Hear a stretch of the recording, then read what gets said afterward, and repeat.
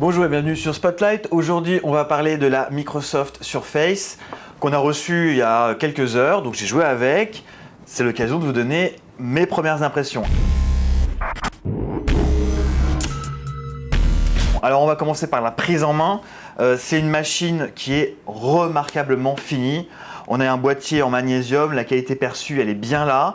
En termes d'encombrement, elle fait assez massive, faut reconnaître.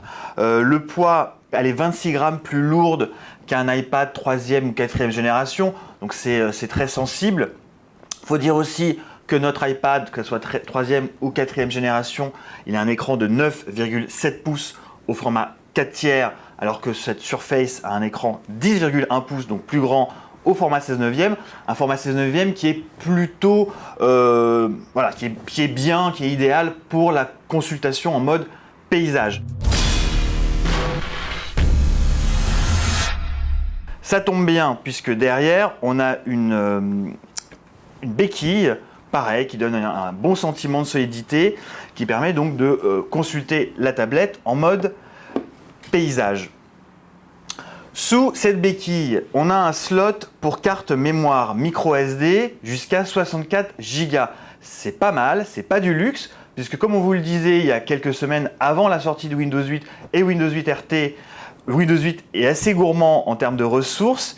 Il occupe pas mal de place dans le disque dur. Pour vous faire simple, sur la version 32 Go, on a 16 Go réellement disponibles. Sur la version 64 Go que j'ai ici, on a seulement 46 Go disponibles. Sur la tranche, on a une prise USB host, maître, pour contrôler clé USB, disque dur, souris par exemple, mais également une manette. Alors on a essayé la manette de la PlayStation, ça ne marche pas, elle n'est pas reconnue. Par contre, évidemment, celle de Microsoft, de la Xbox, marche parfaitement. Sur le dessus, on a deux haut-parleurs stéréo. Je précise, il y a un excellent rendu sonore. J'ai rarement entendu une restitution aussi bonne sur une tablette. Et de l'autre côté, sur l'autre tranche, on a le volume et un jack audio pareil qui crache pas mal. En façade et à l'arrière, deux caméras qui sont franchement anecdotiques. 1 mégapixel, la qualité est franchement mauvaise. En façade, on a donc un écran de 10,1 pouces. Alors, c'est pas un écran Full HD ou même Retina. C'est clair qu'il y a une définition moindre qu'un iPad 3, 4, 4e génération ou un Transformer Infinity. Pour autant, c'est pas trop pixelisé. Les angles de vision sont bons. La luminosité est également très correcte. Globalement, c'est un écran qui fait le job, il est confortable.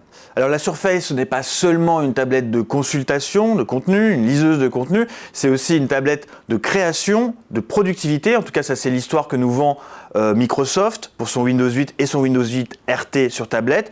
Pour étayer ce côté productivité, eh bien cette Surface est proposée avec deux claviers.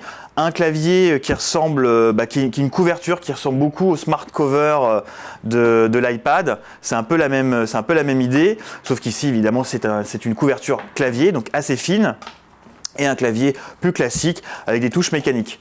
Alors moi j'aime beaucoup ce clavier-là. Il y a une vraie valeur ajoutée. Il est assez fin.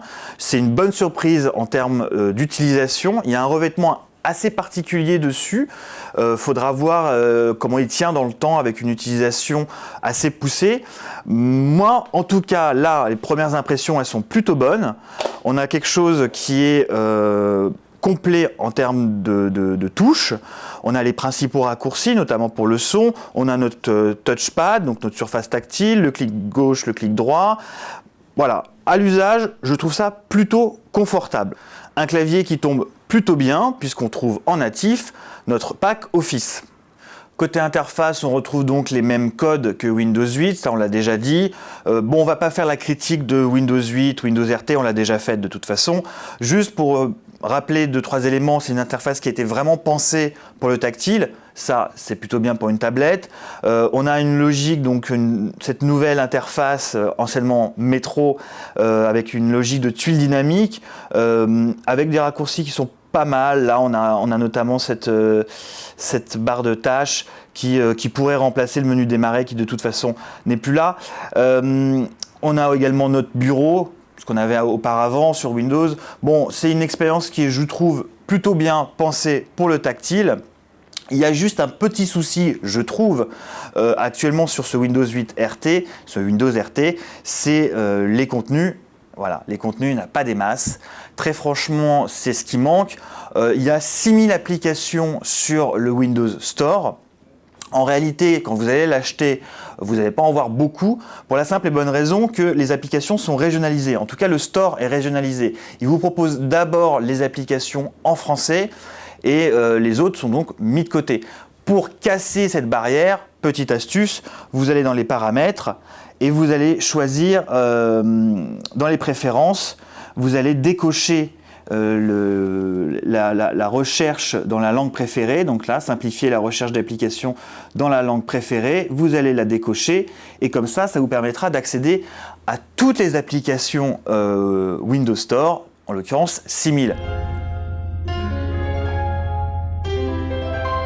Voilà pour les présentations, on passe maintenant aux premières impressions. C'est une machine qui est très séduisante, très cohérente avec son clavier qui marche de concert avec Office. Maintenant, moi j'ai constaté quelques latences et parfois un manque de fluidité. Des latences lors de la saisie, latence pour lancer une application, latence quand on passe du mode portrait au mode paysage. Côté positif, j'ai l'impression que cette tablette a une très bonne autonomie, ça sera confirmé lors du test. L'interface tactile est, je trouve, très bien optimisée pour un usage tactile justement. On termine avec le prix, version 32 Go de la Surface, 489 €, c'est pour la tablette seule. Le clavier, il faudra rajouter 100 € de plus.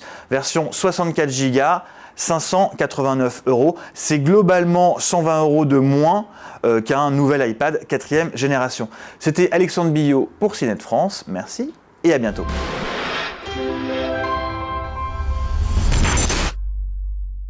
En vidéo également sur Dailymotion YouTube et en podcast iTunes. Retrouvez-nous sur Facebook /CNET France et sur Twitter @CNET France.